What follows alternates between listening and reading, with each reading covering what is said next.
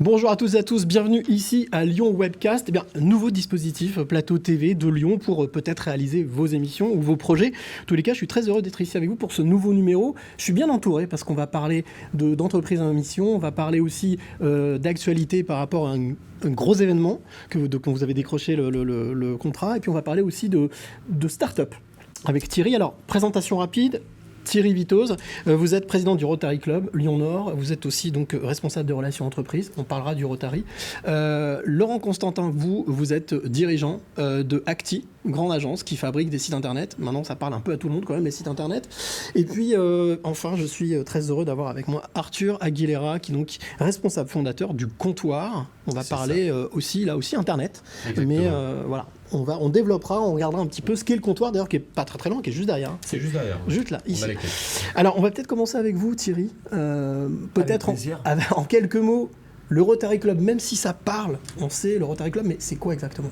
Alors, le Rotary, c'est une organisation internationale qui a 7 objectifs prioritaires, et notamment des objectifs tournés vers la santé, puisqu'il faut savoir que dans le monde, c'est le Rotary qui permet d'éradiquer la polio dans le monde. Mais il y a énormément d'actions, évidemment, environnementales, sociales, et il y a aussi le développement local, et notre club donc a décidé donc de lancer My Rotary Startup, qui est un axe qui se tourne vers le développement local. Je crois qu'on en reparlera tout à l'heure. Alors, la santé, on en a entendu beaucoup parler depuis ces 2-3 dernières années.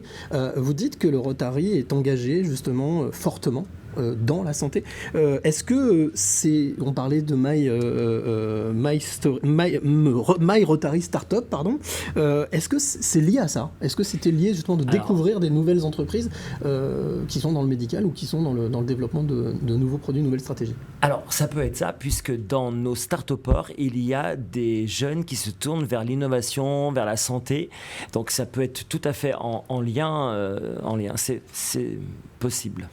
Comment est venue l'idée de ce My Rotary Startup ? Alors en fait, on est parti d'une feuille blanche et on s'est dit comment agir concrètement au niveau local avec un club, et nous avons lancé un dispositif qui se décompose en 3 axes. My Rotary Pitch, on fait pitcher chaque mois 2 entrepreneurs, un homme et une femme, qui viennent présenter leur création d'entreprise effective. Il faut que les jeunes aient entre 3 mois et 3 ans d'existence. On les fait pitcher lors d'un déjeuner statutaire, et au bout d'une année rotarienne, on leur attribue des prix grâce aux partenaires privés qui nous font confiance à notre Rotary.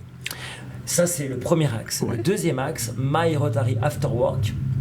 Nous en avons vu un hier. Donc, c'est des soirées after work qui visent à mieux faire connaître le Rotary, à faire rencontrer les Rotariens avec des jeunes entrepreneurs, des étudiants, des juniors entreprises. Et donc, c'est le travailler ensemble qui est, à mon avis, très cher à Lyon. Et enfin, le dernier axe, My Rotary Learning, c'est offrir aux Rotariens, aux entrepreneurs, aux étudiants, aux juniors entreprises, une session de formation gratuite un samedi matin qui est justement tourné vers l'esprit entrepreneurial. Alors, est-ce que c'est la 2e édition, donc c'est jeune, mais est-ce que déjà depuis la première édition, vous avez remarqué justement on va dire des talents poussés, des graines de talent, ou en tout cas des choses qui ont déjà fonctionné depuis l'année dernière ? Alors voilà, c'est que quand il y a un pitch, donc il y a un concours, et évidemment qui dit concours, qui dit que le meilleur gagne, et effectivement on s'aperçoit qu'on a vraiment des talents affirmés, et ça je crois que, et mes collègues pourront aller dans le même sens que moi, je pense. Je crois que c'est aussi grâce à tout l'écosystème. Il y a toute une série d'acteurs qui, sur la place lyonnaise, la métropole, travaillent ensemble. Alors, on parle des incubés, on parle des chambres de commerce, on parle des syndicats patronaux. Et je crois que tout le monde travaille ensemble pour justement aller de l'avant, créer, innover et surtout, je dirais, pousser les gens vers l'excellence, la qualité, tout en ayant un vécu éthique, un vécu éthique. Alors, je vois Laurent Constantin à côté qui opine du chef, il dit oui. Chef, ouais. Est-ce que le Rotary a déjà son site internet ou utilise le site internet pour My Rotary Startup ? Alors oui, donc tous les Rotary ont un site internet, donc il suffit de googliser Lyon Nord et effectivement vous tombez sur nos pages avec l'actu notamment qui est en lien avec My Rotary Startup. Mais je crois que Laurent voulait rebondir sur le travailler ensemble, il me semble. Alors avant même de parler du travail ensemble, justement parce qu'on parle de site internet, c'est pour ça que je voulais revenir sur Laurent. Laurent Constantin, vous êtes donc dirigeant, vous dirigez cette entreprise Acti spécialisée dans la fabrication de sites internet. Est-ce que vous pouvez nous en dire déjà quelques mots? Acti, peut-être en quelques chiffres ou en quelques mots? C'est très facile. Acti, c'est une agence web qui a 25 ans. Donc c'est une vieille dame sur la place lyonnaise qui a sa réputation. On est intervenu sur tous les clients ou les annonceurs les plus réputés. On accompagne actuellement le Grand Hôtel Dieu, on accompagne les laboratoires Boiron, on accompagne beaucoup de clients. Notre signature, c'est l'agence digitale responsable. On pourra en parler peut-être un petit peu. Acti, c'est entre 20 et 30 personnes. Et on a un complément d'activité qui est Agence Naga et qui gère tout ce qui est community management, SEO, référencement naturel et campagne payante. Alors, en 25 ans, vous avez eu le temps de voir le paysage digital français évoluer. Aujourd'hui, où on est justement, on dit qu'un site internet c'est has-been, que ça ne sert plus à rien. Est-ce que c'est vrai? Ou est-ce qu'aujourd'hui, le site internet a muté, a changé, a changé de peau? Oui, disons qu'avant c'était un actif unique, alors qu'aujourd'hui on a plutôt un dispositif global dans lequel s'insèrent les réseaux sociaux par exemple, d'autres choses, la vidéo évidemment. Vous êtes tout à fait dans l'air du temps. Et alors d'ailleurs, un petit clin d'œil très amical, mais qui me fait un grand plaisir d'être ce soir sur un plateau. Ça me rappellera ma présidence de TLM, puisque pendant 4 ans j'étais actionnaire et président de TLM, la télévision locale, que j'ai cédé ensuite à BFM. Et ça me fait plaisir ce soir de repasser au maquillage et d'être face à vous, etc. De reprendre des bonnes habitudes. Exactement. On parlait de l'actualité avec Thierry de My Rotary Startup. Désolé, j'écorche. Votre actualité, à vous, chez Acti, je crois que c'est tout autre chose. Vous vouliez parler d'une exposition. C'est une super idée. Merci de me tendre la main sur le sujet. On est là pour ça. En réalité, dans notre entreprise, on fait beaucoup de choses à la lyonnaise. C'est-à-dire qu'on fait beaucoup de choses vis-à-vis de l'humanitaire, vis-à-vis du social, vis-à-vis du secteur culturel. Mais on ne le dit pas.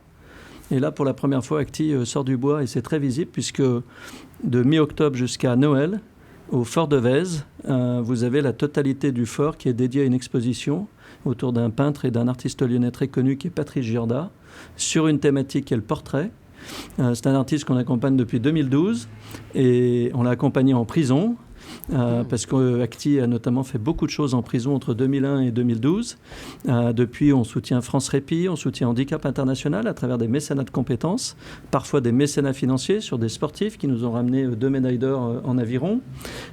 Et sur le culturel, on a pu accompagner Georges Rouste, Ernest Pigno-Ernest, Patrice Giorda. Et là, allez-y vraiment parce que pour la première fois, Patrice va montrer des portraits, alors que c'est un artiste qui est très connu pour les paysages.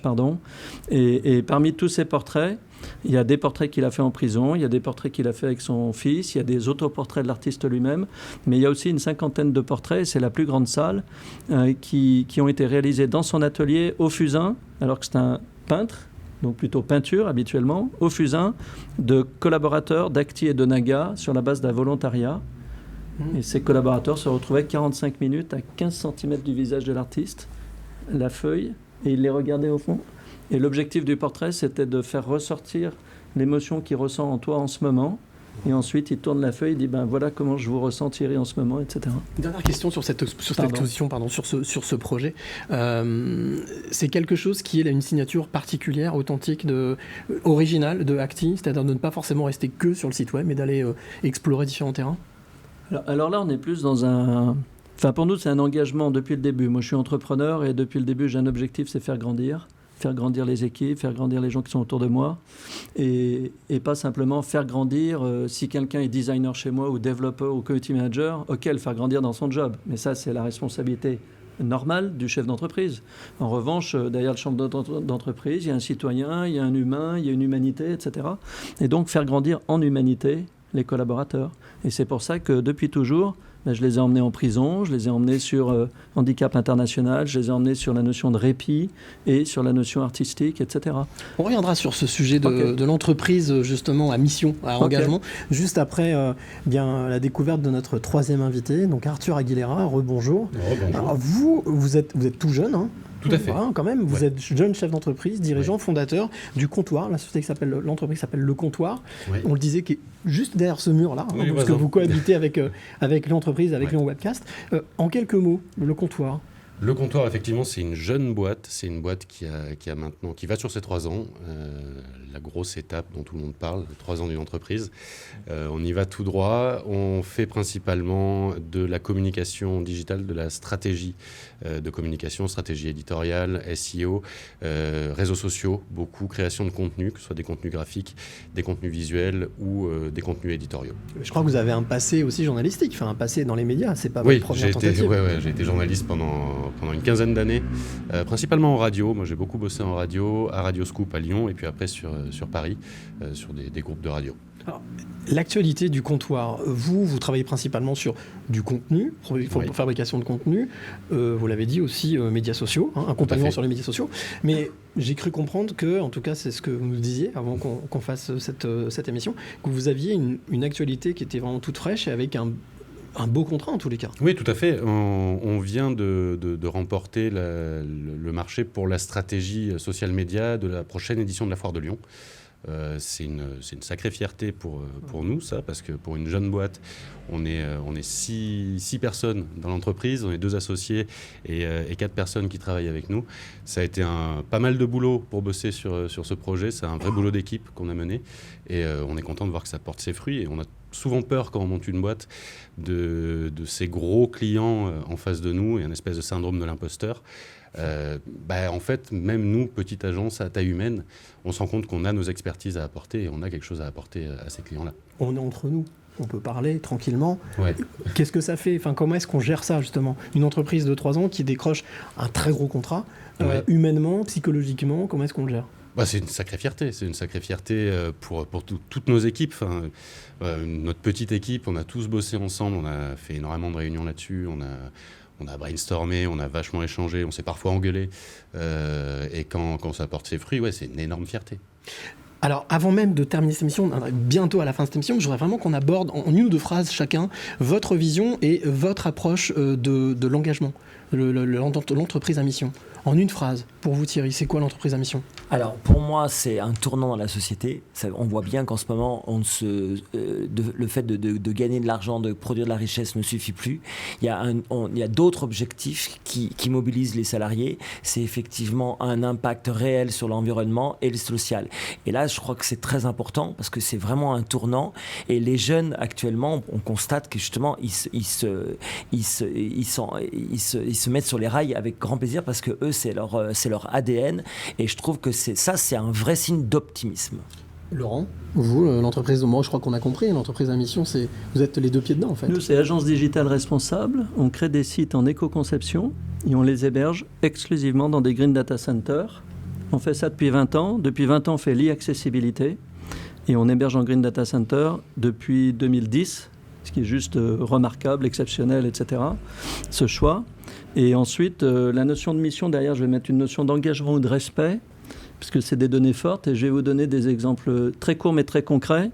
Le respect, par exemple, chez nous, c'est que tous nos fournisseurs depuis 20 ans, ce sont les mêmes. Évidemment, parfois, ils n'ont pas été au rendez-vous, mais simplement, on discute, on continue ensemble. Vis-à-vis d'un fournisseur aussi, par exemple, la femme de ménage, on considère qu'elle fait partie de notre équipe, et ça veut dire qu'elle fait le ménage pendant les horaires de travail.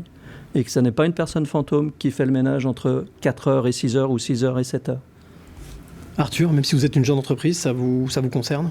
Ça concerne toujours forcément, même si effectivement, vu la taille de notre entreprise, on n'a pas de politique RSE qui est réellement mise en place, mais on porte des valeurs. On porte des valeurs à la fois en interne et en externe face à nos clients. On parle de taille humaine, mais il y a aussi de l'humanisme et on essaye de travailler avec ça et avec cette valeur-là tous les jours. Une dernière question très rapide. Pour vous, la vidéo en 2023, en un mot, si vous deviez me donner un mot, pour vous c'est important, indifférent, capital ? Un mot, le futur. Ok. Laurent ? collaboratif. Ouais, Arthur. Capital, c'est capital. Quand on travaille sur les réseaux sociaux, la vidéo, c'est capital. Bon bah voilà, je crois qu'on a tout dit. Merci à vous en tout cas d'être Merci venu à vous. ici à Lyon Webcast. Très heureux d'avoir passé ce moment avec vous et donc à très bientôt pour un nouveau numéro.